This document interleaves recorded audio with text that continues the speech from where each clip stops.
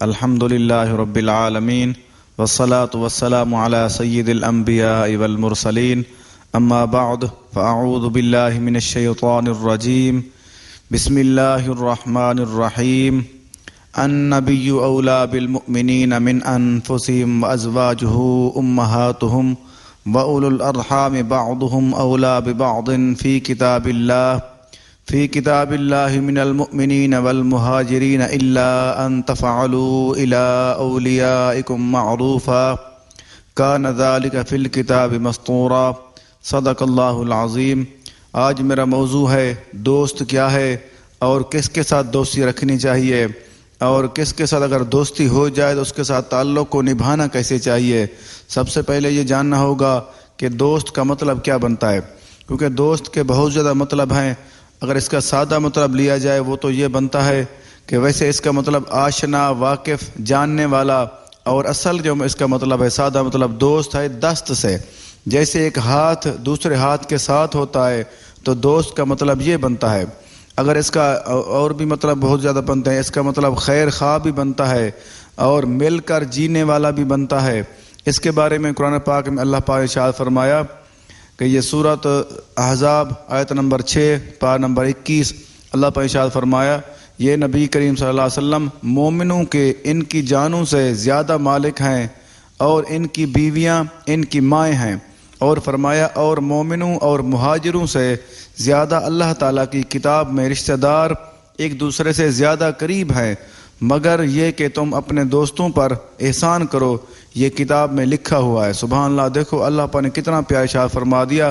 سب سے پہلا ارشاد فرما دیا اے نبی کریم صلی اللہ علیہ وسلم، آپ کے اوپر نبی کریم صلی اللہ علیہ وسلم کی ذات پاک مومنوں کی جانوں سے زیادہ مالک ہے۔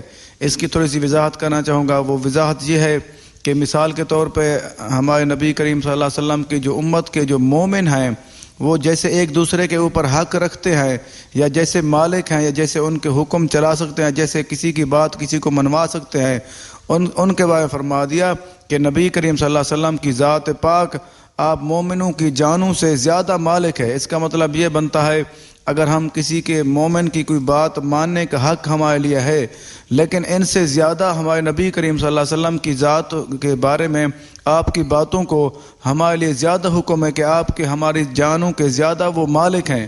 اس کا مطلب یہ ہے کہ ہم ان کے احکامات پہ لازمی عمل کریں، بلکہ زیادہ عمل کرنے کی تاکید فرمائی گئی ہے۔ اور آگے فرمایا اور ان کی بیویاں ان کی مائیں ہیں۔ دیکھو ہمارے نبی کریم صلی اللہ علیہ وسلم کی جتنی بھی بیویاں ہیں ہماری وہ مائیں ہیں، ہماری روحانی مائیں ہیں، کیونکہ نہ وہ بیویاں جو رسول کی بیویاں ہیں، جو سرکار دو عالم صلی اللہ علیہ وسلم کی جتنی بھی بیویاں تھیں، آپ صلی اللہ علیہ وسلم کے دنیا سے پردہ فرمانے کے بعد وہ کسی سے نکاح نہیں کر سکتی، کیونکہ وہ مومنوں کی مائیں بن جاتی ہیں، اس لیے ماں کے ساتھ نکاح نہیں ہو سکتا۔ اور آگے فرمایا اور مومنوں اور مہاجروں سے زیادہ اللہ تعالیٰ کی کتاب میں رشتہ دار ایک دوسرے سے زیادہ قریب ہیں۔ دیکھو اس میں یہاں پہ وضاحت فرما دی۔ پہلے فرمایا جو مومنوں کی جانوں سے زیادہ مالک ہے، نبی کریم صلی اللہ علیہ وسلم کے آپ زیادہ مالک ہیں، اور آپ کے احکامات کو زیادہ ماننے کا ہمیں حکم ہے۔ اور آگے فرمایا اور ان کی بیویاں جو ہماری مائیں ہیں، مومنوں کی مائیں ہیں۔ اور آگے فرمایا اور مومنوں اور مہاجروں سے زیادہ اللہ تعالی کتاب میں رشتہ دار ایک دوسرے سے زیادہ قریب ہیں۔ دیکھو یہاں پہ ارشاد فرما دیا جو مومن ہیں، کیونکہ مومن تو دور بھی ہو سکتے ہیں، قریب بھی ہو سکتے ہیں، اس لیے فرما دیا جو رشتہ دار ہیں، جو قریب والے ہیں، ان کے بارے میں فرمایا وہ دوسرے سے زیادہ قریب ہیں۔ جو اور دور کے رہنے والے لوگ ہیں ان سے زیادہ حقوق رشتہ داروں کے ہیں۔ اس کی تھوڑی سی وضاحت یہ ہے اگر کوئی دور کا رہنے والا ہو یا کسی اور جگہ پہ کوئی مومن رہتا ہو اور دوسرا جو رشتہ دار ہوتے ہیں، اگر ان کے حقوق کا معیار بنایا جائے تو اللہ پر فرما دیا ان کے حقوق زیادہ ہیں، کیونکہ وہ ایک دوسرے سے زیادہ قریب رہتے ہیں، اس کی وجہ یہ ہے۔ اور آگے فرمایا مگر یہ کہ تم اپنے دوستوں پر احسان کرو۔ آگے فرما دیا جو اگر کسی انسان کا کسی بندے کا کوئی دوست ہے اس کے بارے میں فرما دیا کہ دوستوں کے ساتھ احسان کرو۔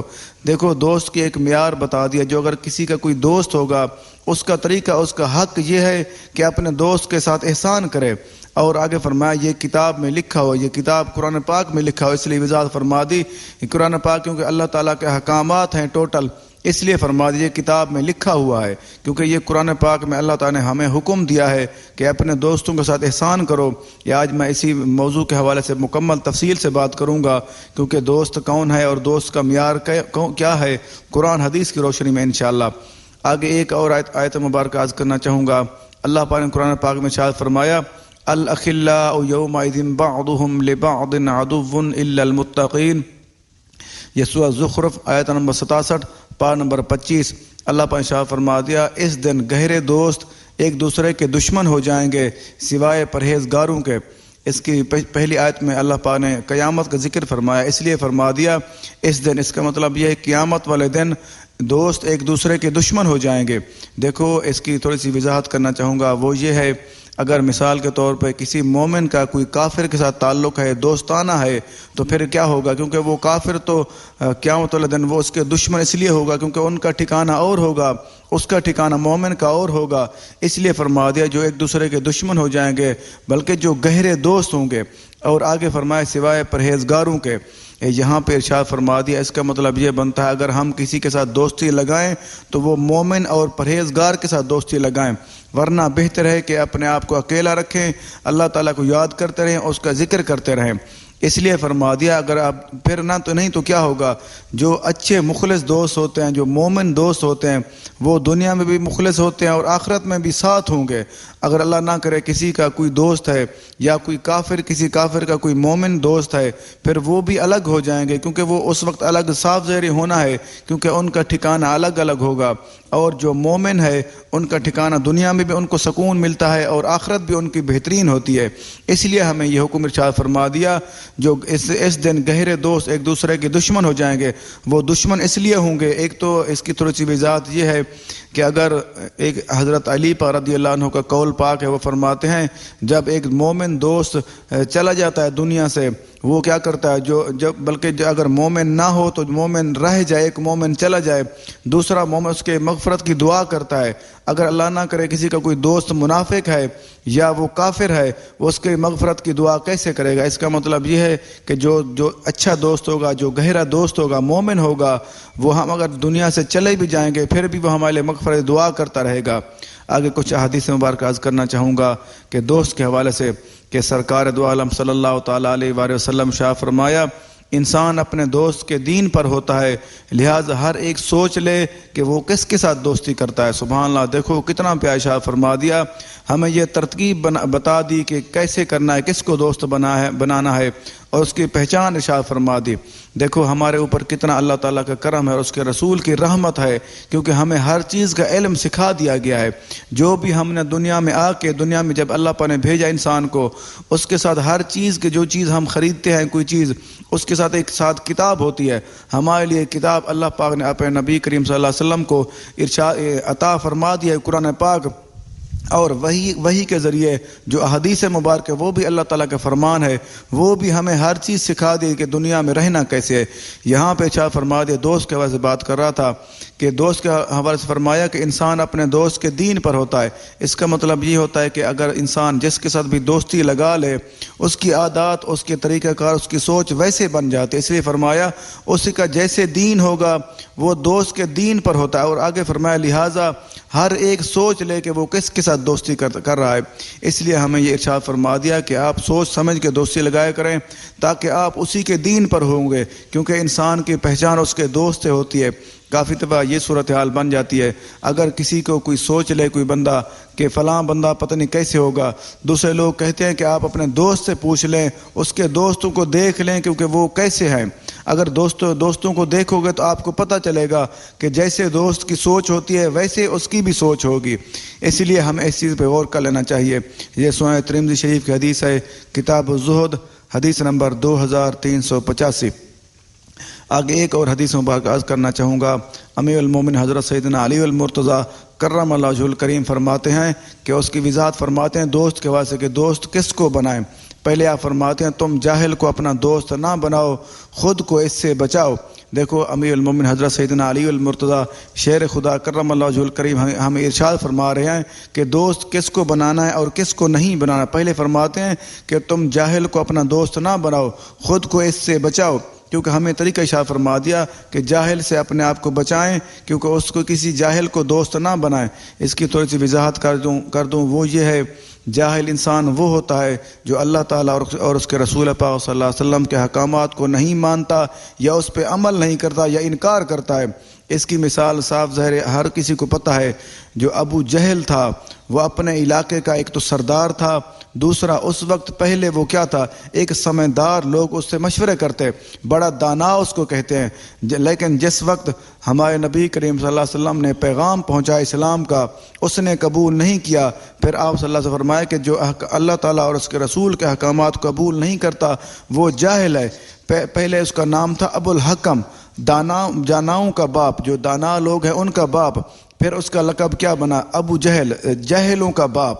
اس لیے فرما دیا جو انسان، حضرت علی پاک فرماتے ہیں تم اپنے آپ کو جاہل سے دوستی نہ بناؤ، کیونکہ وہ کیا ہوتا ہے، اپنے آپ کو اس سے بچاؤ۔ آگے دوسرا فرماتے ہیں کتنے ہی جاہل لوگ عقل مند سے دوستی کر کے اسے برباد کر دیتے ہیں۔ اللہ اکبر۔ وہ فرماتے ہیں کتنے سمجھدار لوگوں نے جاہل لوگوں سے دوستی کرتے ہیں، اس کا نقصان کیا ہوتا ہے کہ وہ ان کو جاہل لوگ وہ برباد کر دیتے ہیں دوستی کی وجہ سے، کیونکہ دوست کی صورتحال یہ ہوتی ہے اس کی ہر بات مانتا ہے، اس کے ساتھ رہتا ہے، اس کے ساتھ لین دین معاملات کرتا ہے، پھر اس کی پہچان بھی اسی کے معاملے میں بن جاتی ہے۔ اس لیے فرمایا کتنے جاہل لوگ عقل مند سے دوستی کر کے اسے برباد کر دیتے ہیں۔ جاہل لوگ کیا کرتے ہیں، وہ کوشش کرتے ہیں عقل مندوں سے دوستیاں کرتے ہیں، اس لیے وہ فرماتے ہیں کہ کسی جاہل سے دوستی نہ کرو، کیونکہ کیا کرے گا، وہ تمہیں بھی برباد کر دے گا۔ اور تیسرا فرماتے ہیں انسان کو انسان پر قیاس کیا جاتا ہے جبکہ انسان ہی حسد کرتا ہے۔ دیکھو وہ فرماتے ہیں انسان کو انسان پر قیاس اندازہ لگایا جاتا ہے، کیونکہ انسان جس کے ساتھ رہتا ہے اس کا اندازہ یہ لگا لیتے ہیں لوگ، کیونکہ اگر مثال کے طور پہ کوئی میرا دوست ہے، اگر مجھے وہ لوگ نہیں جانتے اور ان کو یہ پتہ ہے کہ اس کا دوست فلانا ہے، اس کی عادات کو دیکھ کے وہ میری عادات کو پہچان لیں گے کہ فلاں بندہ بھی ایسے ہوگا کیونکہ یہ بندہ اس کے ساتھ رہتا ہے۔ اس لیے ہمیں اس چیز پہ غور کر لینا چاہیے۔ اگر ہم کسی کو دوست بنا رہے ہیں تو سوچ لینا چاہیے کہ یہ انسان کیسا ہے۔ اگر وہ ہماری سمجھ کے مطابق کہ وہ دیندار ہوگا، بلکہ وہ حقیقت دیندار ہوگا، وہ سمجھدار ہوگا، پھر اس سے ہم دوستی لگائیں۔ اگر کوئی اللہ نہ کرے کوئی جاہل ہے، اور جاہل سے مراد یہ نہیں ہے کوئی اگر ان پڑھ ہے، پڑھا لکھا نہیں ہے، اس کا مطلب یہ نہیں ہے، ہرگز نہیں ہے، کیونکہ وہ جاہل ہے۔ کیونکہ کافی لوگ ایسے ہیں میں نے دیکھے ہیں جو ظاہراً یا پڑھے لکھے نہیں ہوتے، لیکن ان کے دل کے اندر، ان کے عادات کے اندر اللہ تعالیٰ اور اس کے رسول پاک صلی اللہ علیہ وسلم کی محبت موجود ہوتی ہے، اور کافی عمل کی بھی کوشش کرتے ہیں۔ ان کو جاہل نہیں کہنا چاہیے۔ جاہل وہ لوگ ہوتے ہیں جو اللہ تعالیٰ اور اس کے رسول پاک صلی اللہ علیہ وسلم کے احکامات کی نفی کرتے ہیں، نہیں مانتے یا انکار کر دیتے ہیں، وہ لوگ جاہل ہیں۔ اور آگے فرمایا، چوتھا فرمایا تمام اشیاء ایک دوسرے کے مشابہ ہوتے ہیں، اس لیے فرمایا کہ جو چیزیں ایک ساتھ ملتی ہیں یا ایک ساتھ رہتی ہیں وہ ان کی شکل مشابہت ان جیسی ہو جاتی ہے۔ اس لیے ہمیں یہ چیز سوچنا چاہیے اگر ہم جس کے ساتھ دوستی کر رہے ہیں ہم بھی ویسے بن جائیں گے۔ اور پانچواں فرمایا ایک دل جب دوسرے دل سے ملتا ہے تو اس سے راہ پاتا ہے۔ اللہ اکبر۔ دیکھو وہ فرماتے ہیں جب ایک دل کسی دوسرے دل سے ملتا ہے وہ راہ پانے سے مراد یہ ہے کہ اس کی عادات اس کے اندر آ جاتے ہیں، اس کی عادات اس کے اندر چلی جاتی ہیں۔ اس لیے ہمیں اس چیز پہ غور کر لینا چاہیے۔ آگے ایک اور احادیث قدسی عرض کرنا چاہوں گا۔ حضرت سیدنا معاذ بن جبل رضی اللہ عنہ سے روایت ہے کہ رسول اللہ صلی اللہ تعالی وسلم ارشاد فرمایا، اللہ تعالی ارشاد فرماتا ہے جو لوگ میری وجہ سے آپس میں محبت یعنی کہ دوستی رکھتے ہیں اور میری وجہ سے ایک دوسرے کے پاس بیٹھتے ہیں اور آپس میں ملتے جلتے ہیں اور مال خرچ کرتے ہیں، ان سے میری محبت واجب ہو گئی۔ سبحان اللہ۔ دیکھو کتنا پیارا ارشاد فرما دیا اللہ پاک نے، فرما دیا حدیث قدسی میں اللہ پاک فرما دیا جو لوگ میری وجہ سے آپس میں ایک دوسرے کے ساتھ بیٹھتے ہیں اور دوستیاں قائم کرتے ہیں اور میری وجہ سے ملتے جلتے ہیں اور ایک دوسرے کے اوپر مال خرچ کرتے ہیں میری رضا کے مطابق، اور ان سے میری محبت واجب ہو گئی۔ سبحان اللہ۔ دیکھو ہمیں اس چیز پہ غور کر لینا چاہیے۔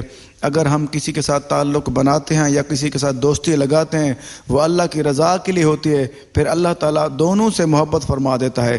یہ موطا امام مالک کتاب اشعار حدیث نمبر 1828۔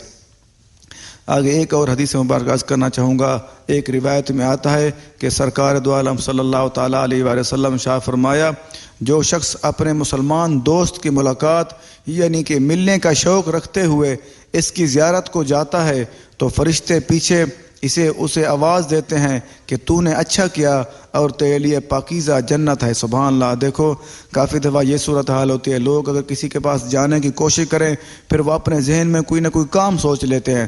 اگر آج کے بعد ہم یہ چیز سوچ لیں، اگر کسی جگہ پہ ہمارا دوست رہتا ہے، ہم اس کو ملنے کے لیے، اس کی زیارت کے لیے جاتے ہیں، صرف اللہ تعالیٰ کی رضا کے لیے جاتے ہیں، تو پھر کیا ہوتا ہے؟ اس کا انعام یہ ہوتا ہے، اللہ تعالیٰ پیچھے فرشتہ بھیجتا ہے، فرشتے وہ اسے جا کر آواز دیتے ہیں، کیونکہ اللہ تعالیٰ اس انسان سے اتنا زیادہ راضی ہوتا ہے جو اس کی رضا کے لیے کسی اپنے دوست، کسی جاننے والے کو ملنے کے لیے جاتا ہے، تو پھر اللہ تعالیٰ اسے پیچھے فرشتے بھیجتا ہے، وہ فرشتے جا کر آواز دیتے ہیں کہ تو نے اچھا کیا، تو اچھا کام کرا ہے، تو نے اچھا کیا ہے اور تیرے لیے پاکیزہ جنت ہے۔ سبحان اللہ۔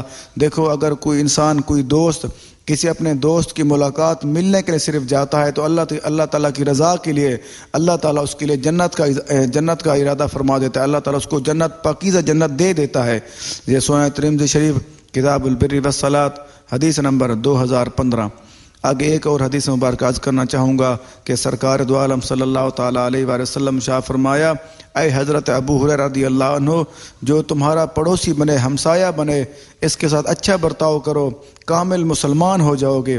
اور آگے فرماتے ہیں، اور جو تمہارے صحبت یعنی کہ دوستی اپنائے، اس کے ساتھ اچھا سلوک کرو، کامل مومن ہو جائے گا۔ سبحان اللہ۔ دیکھو اگر ہم سے کسی کے ساتھ تعلق بن جاتا ہے یا کوئی ہمارا ہمسایہ بن جاتا ہے تو ہم اس کے ساتھ اچھا سلوک کرتے ہیں، اچھا رویہ کرتے ہیں، اچھا برتاؤ کرتے ہیں، تو پھر کیا ہوگا؟ اور آگے فرمایا، اگر تمہاری کوئی صحبت، تمہارے کوئی دوستی اپنائے، اس کا اچھا سلوک کرو تو پھر کامل مومن بن جاؤ گے۔ پہلے فرمایا جو تمہارے ساتھ کوئی پڑوسی بنتا ہے، اس کا اچھا برتاؤ کرو تو کامل مسلمان ہو جاؤ گے۔ دیکھو پہلے اگر ہم مسلمان ہیں، اگر کسی اپنے ہمسائے کے ساتھ اچھا سلوک کرتے ہیں، اس کے ساتھ بہترین رویہ اپناتے ہیں، پھر کیا ہوگا؟ ہم بہترین مسلمان بن جائیں گے۔ اور آگے فرمایا، جو اگر کوئی آپ کے ساتھ کوئی صحبت، تعلق یعنی دوستی اپنا لے، اس کے ساتھ بھی اچھا سلوک کرو، اس کا صلہ کیا ملے گا؟ صلہ یہ ملے گا کہ ہم کامل مومن بن جائیں گے۔ یہ المعجم الصغیر للطبرانی الفردوس الاخبار حدیث نمبر 1779۔ آگے ایک اور حدیث مبارک عرض کرنا چاہوں گا۔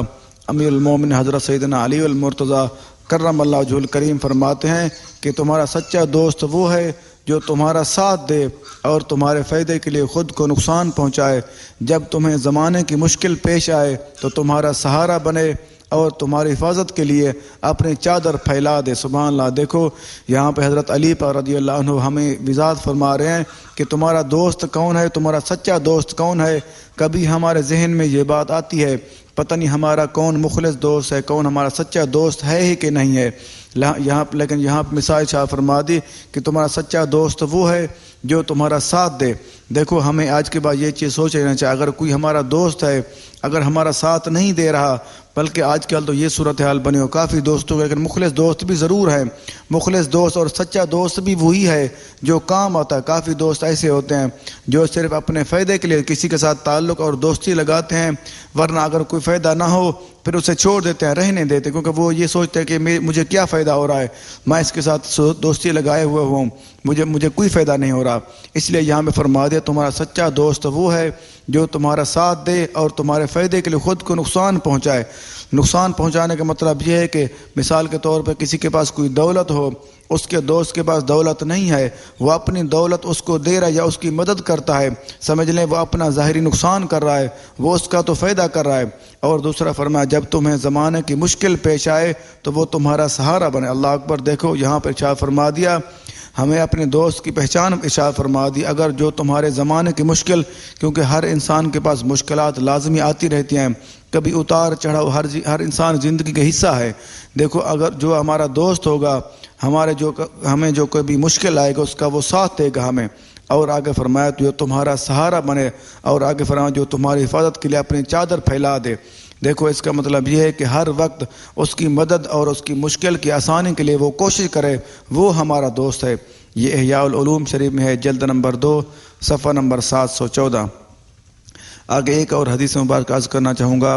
حضرت سیدنا ابو ذر غفاری رضی اللہ عنہ فرماتے ہیں کہ تنہا رہنا برے دوست سے بہتر ہے اور نیک دوست تنہائی سے بہتر۔ اللہ اکبر۔ دیکھو وہ فرماتے ہیں کہ اکیلا رہنا، اکیلے زندگی گزارنا تمہارے لیے برے دوست سے بہتر ہے، اور آگے فرماتے ہیں اگر کوئی نیک دوست مل جائے، اچھا دوست مل جائے، پھر تنہائی سے وہ دوست بہتر ہے۔ یہ اس چیز پہ ہمیں غور کر لینا چاہیے۔ اگر کبھی کسی وقت کافی دفعہ ہم یہ سوچتے ہیں ہمارا کوئی دوست ہو، ہمیں اکیلے رہنا چاہیے۔ وہ فرماتے ہیں اگر کوئی آپ کو برا دوست ملنے لگے یا برا دوست آپ کا بننے لگے یا آپ خود کسی کو بنانے لگیں، اس سے بہتر ہے کہ آپ اکیلے رہیں۔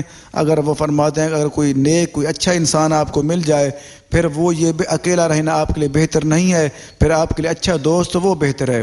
یہ نزہۃ النظر فی توضیح صفحہ نمبر 106، احیاء العلوم شریف میں بھی ہے، جلد نمبر 2 صفحہ نمبر 717۔ آگے ایک اور حدیث مبارکہ عرض کرنا چاہوں گا کہ سرکار دو عالم صلی اللہ تعالیٰ علیہ وآلہ وسلم شاہ فرمایا جس نے اپنے دوست کی پردہ پوشی کی، اللہ تعالیٰ دنیا اور آخرت میں اس کی پردہ پوشی فرمائے گا۔ سبحان اللہ۔ دیکھو اگر کوئی انسان کسی اپنے دوست کے ساتھ بھلائی کرتا ہے یا اس کی مدد کرتا ہے، پھر اللہ تعالیٰ مدد کرتا ہے اس کی۔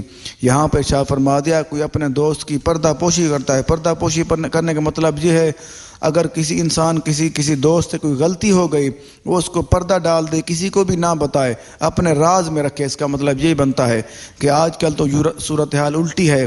اگر کسی دوست سے کسی تعلق دار سے کوئی غلطی کمی بیشی ہو جائے، پھر لوگوں کو بتانا شروع کر دیتے ہیں۔ ہم کہتے ہیں کہ فلاں بندے نے یہ کیا، فلاں بندے نے یہ کیا۔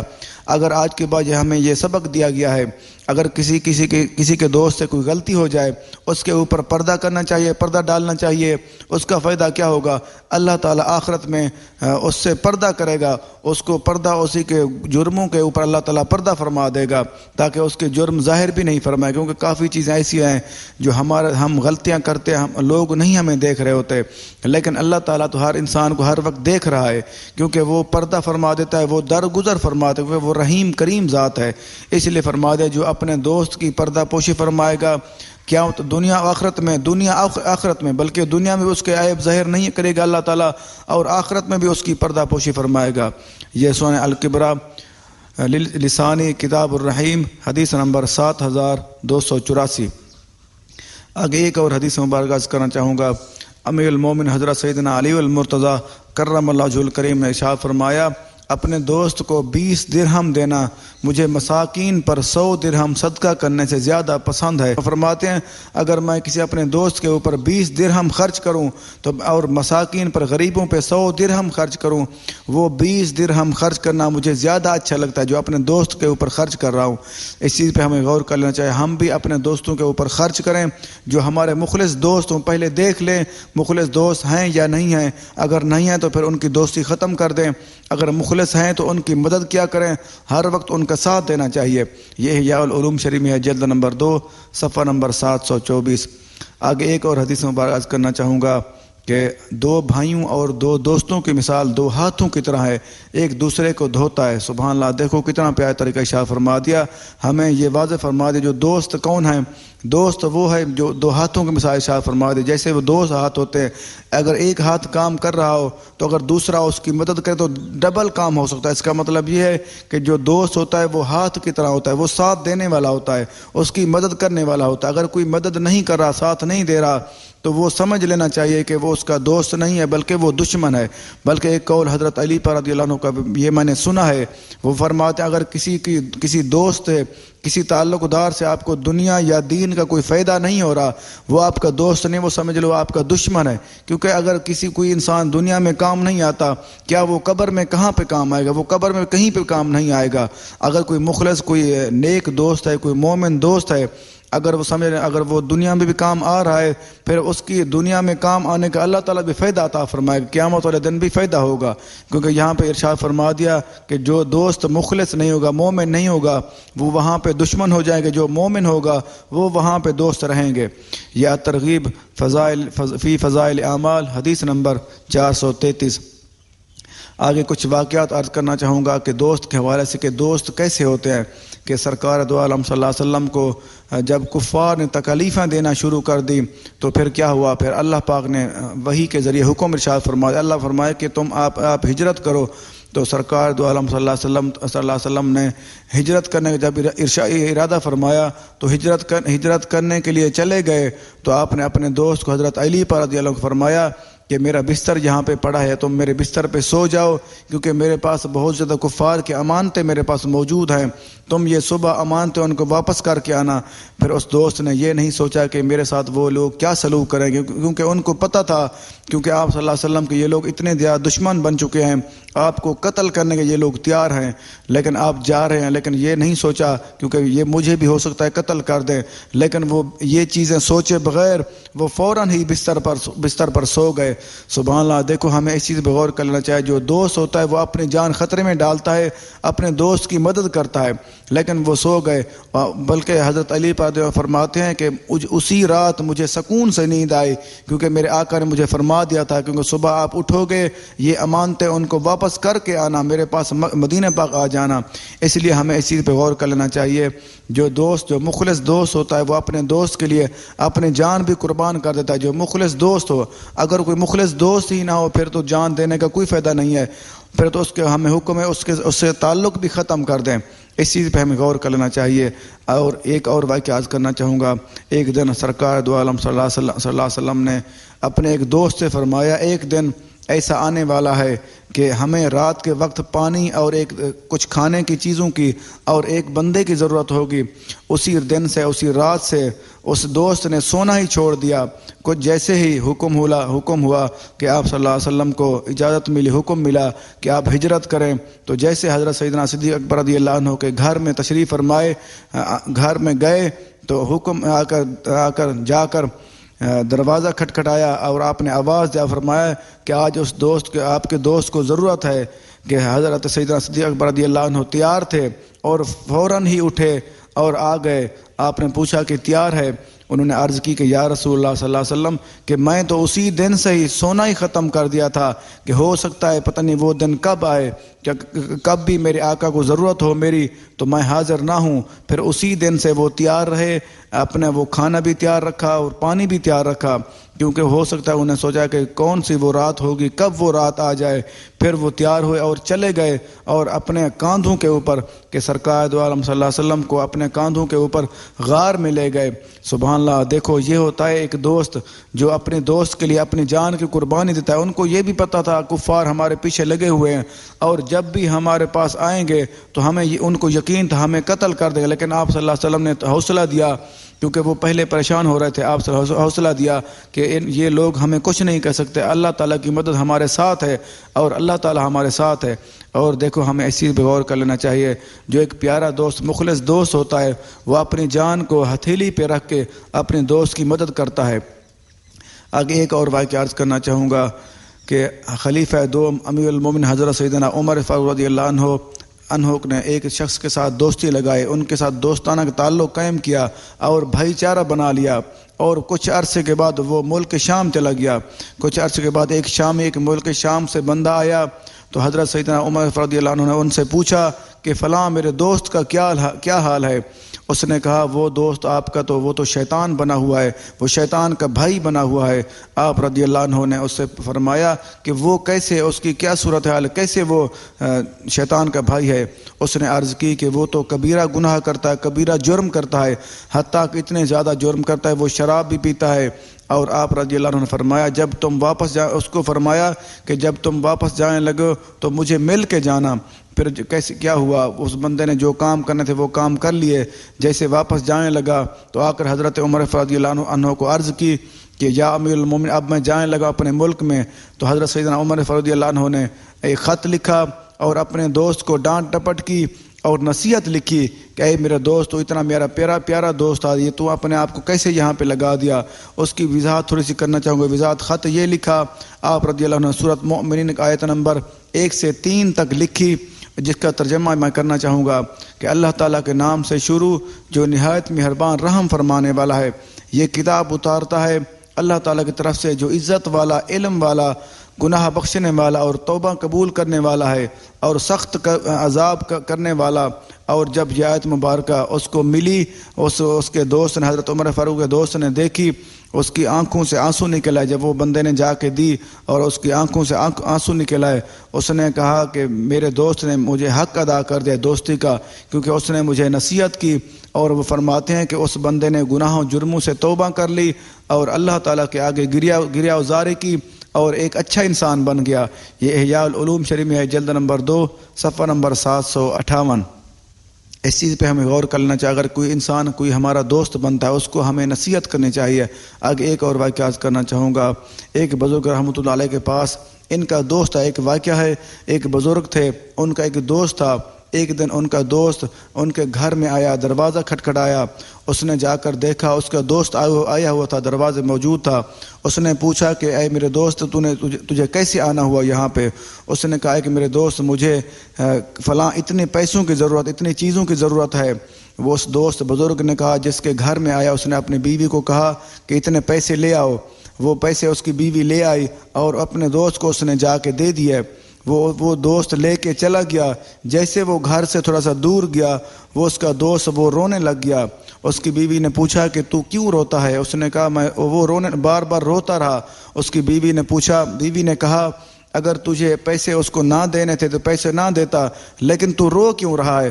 اس نے کہا اپنی بیوی کو، میں رو اس لیے نہیں رہا کیونکہ میں نے اس کو پیسے دیے، میں رو اس لیے مجھے ارمان اس بات کا ہے کیونکہ میرا دوست تھا، اس کو کسی چیز کی ضرورت تھی، مجھے پتہ ہی نہیں چلا، اس کو اتنا وہ مجبور ہو کے میرے پاس آنے پر مجبور ہو گیا، اس لیے میں رو رہا ہوں کیونکہ میں دوست کا خیر خواہ ہونا چاہیے تھا۔ مجھے جس چیز کی اس کو ضرورت تھی مجھے پتہ چل جانا چاہیے، میں اس کی ویسے وہاں پہ مدد کر دیتا، اس کو یہاں پہ آنے کے لیے مجھے اس کو تکلیف میں نے دی ہے، میں اس کا کیسا دوست ہوں، اس لیے میں رو رہا ہوں۔ دیکھو ہم ایسی پہ غور کرنا چاہیے، بزرگوں کے طریقے کے اوپر عمل کرنا چاہیے اور غور بھی کرنا چاہیے۔ اگر کوئی ہمارا دوست ہو ہمیں ہر وقت اس کی مدد کرنی چاہیے، مدد کے لیے تیار ہونا چاہیے۔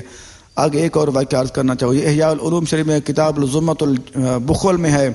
آگے ایک اور واقعہ عرض کرنا چاہوں گا کہ دو دوست تھے، ایک جگہ پہ دو دوست رہتے تھے۔ ان میں کیا ہوا، اس کے اندر ایک دوست کے اندر عشق مجازی مبتلا ہو، کسی کے عشق میں مبتلا ہو گیا، مجازی نقلی عشق میں مبتلا ہو گیا، وہ بڑا پریشان ہوا۔ دوسرے دوست نے اس سے جا کر پوچھا کہ تجھے کیا ہوا؟ اس نے کہا اے دوست، میں عشق مجازی مبتلا ہو گیا ہوں، فلاں بندے کے عشق میں مبتلا ہوں۔ تو اس نے کہا کہ تو اگر میرے ساتھ دوستی ختم کرنا چاہتا ختم کر دے۔ اس نے کہا نہیں، میں دوستی ختم نہیں کروں گا کیونکہ مجھے پتہ ہے تو میرا مخلص دوست ہے، اگر تجھے یہ مصیبت یہ عادت پڑ گئی ہے تو میں تجھے تعلق ختم نہیں کروں گا، میں اللہ تعالیٰ سے دعا مانگوں گا آپ کے لیے۔ اور کیا ہوا، وہ اتنا زیادہ غمگین ہوا، اس نے کھانا پینا چھوڑ دیا اور دعا کرتا رہا۔ کچھ عرصے کے بعد پھر آ کے پوچھا، اس نے کہا کہ تیری اب کیا صورتحال ہے؟ اس نے کہا دل میرا وہی جگہ پہ برقرار ہے، میرے ساتھ وہی معاملہ ہے، میں ابھی عشق میں مبتلا ہوں، اسی عشق میں عشق مجاز مبتلا ہوں۔ پھر وہ دوست بڑا پریشان ہوا، اس نے پھر اللہ تعالیٰ سے دعا کی۔ کچھ عرصے کے بعد پھر واپس آیا، اس سے پوچھا کہ تیری اب کیا صورتحال ہے؟ اس نے کہا میری صورتحال ویسی کی ویسی ہے۔ پھر وہ پریشان، اس نے کہا کہ اگر تو یہ کام نہیں چھوڑے گا میں تیرے لیے دعا کرتا رہوں گا اور تیرے ساتھ تعلق بھی ختم نہیں کروں گا، کیونکہ اس نے کھانا پینا چھوڑ دیا تھا۔ اگر اس نے کہا نہیں چھوڑے گا یہ کام، میں کھانا پینا چھوڑ دوں گا، کھاؤں پیوں گا بھی نہیں کوئی چیز۔ پھر صورتحال کیا ہوئی، 1 مہینے کے بعد اس کی حالت وہ کمزور نڈھال ہو گیا۔ پھر اس نے آ کر پوچھا، اس نے کہا میری صورتحال وہی ہے۔ پھر وہ اتنا صرف کھاتا کیونکہ اس کی جان، اس نے کہا میں پھر یہ کھانا بھی چھوڑ دوں گا کیونکہ میں وہ ہلاک ہو جاؤں گا، اپنی جان دے دوں گا آپ کے لیے، آپ کو چھوڑوں گا نہیں۔ کیونکہ وہ کچھ عرصہ دعا کرتا رہا، پھر یہ بالکل ہی نڈھال کمزور ہو گیا۔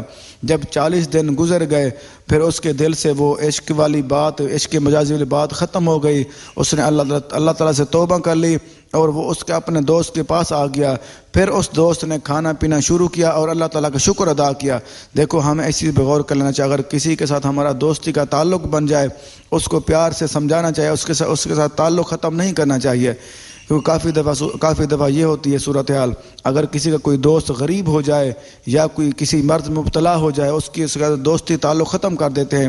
یہ احیاء العلوم شریف میں ہے، جلد نمبر 2 صفحہ نمبر 758۔ آگے کچھ قول عرض کرنا چاہوں گا دوستی کے حوالے سے۔ حضرت سیدنا امام شافعی رحمۃ اللہ علیہ فرماتے ہیں کہ جس نے اپنے مسلمان دوست کو تنہائی میں سمجھایا اس نے اسے نصیحت کی اور زینت بخشی، اور جس نے سب کے سامنے سمجھایا اس نے اسے رسوا کیا اور بدنام کیا۔ اللہ اکبر۔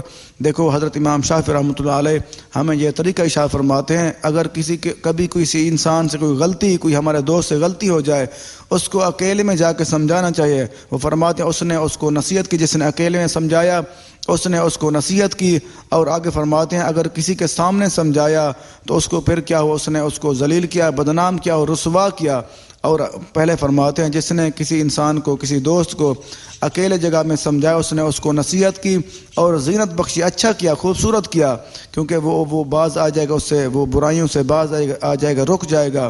اور فرماتے ہیں جس نے کسی کے سامنے اس کو سمجھایا۔ آج کا تو ہماری صورتحال یہ الٹی ہوتی ہے، ہم لوگوں کو یہ بتانا شروع کرتے ہیں کہ فلاں بندہ یہ برا ہے، میرا تعلق تو ہے لیکن یہ برائیاں کرتا ہے، یہ غلط کام کرتا ہے۔ اس لیے وہ فرماتے ہیں جس نے اس کو کسی لوگوں کے سامنے سمجھایا اس کو رسوا کیا اور وہ بدنام کر رہا ہے، وہ سمجھا اصلاح نہیں کر رہا، وہ بدنام کر رہا ہے۔ یہ احیاء العلوم شریف میں جلد نمبر 2 صفحہ نمبر 752۔ آگے ایک قول عرض کرنا چاہوں گا، ایک اور قول عرض کرنا چاہوں گا۔ حضرت سیدنا ابراہیم نخعی رحمۃ اللہ علیہ نے فرمایا گناہ کے سبب اپنے دوست سے قطع تعلق ہی نہ کرو، کیونکہ اگر آج اس نے گناہ کیا، جرم کیا تو کل چھوڑ ہی سکتا ہے۔ دیکھو وہ فرماتے حضرت ابراہیم نخعی رحمۃ اللہ فرماتے ہیں اگر کسی انسان کوئی دوست کوئی غلط کام یا جرم کر لے، اس سے جرم کی وجہ سے دوستی ختم نہ کرو، کیونکہ آج اس نے جرم کیا، کل توبہ بھی کر سکتا ہے، جرم چھوڑ بھی سکتا ہے۔ اس لیے ہمیں یہ چیز سوچنی چاہیے۔ اور اگر کوئی ہمارا دوست ہے، اگر کوئی اس نے غلط کام کیا یا کوئی غلط کام ہو گیا، کل یہ توبہ بھی کر سکتا ہے اور چھوڑ بھی سکتا ہے۔ یہ احیاء العلوم شریف میں ہے جلد نمبر 2 صفحہ نمبر 757۔ آگے ایک قول عرض کرنا چاہوں گا۔ حضرت سیدنا احنف بن قیس رحمۃ اللہ علیہ نے فرمایا دوست کے حق میں سے کہ تو اس کی طرف سے 3 باتوں کو برداشت کرو۔ دیکھو وہ ارشاد فرماتے ہیں اگر کسی کے ساتھ تمہارا کوئی تعلق، کسی کے ساتھ کوئی دوستی بن جاتی ہے، اگر کوئی مخلص دوست ہے اس کے ساتھ کیا کرو، کیا سلوک کرو۔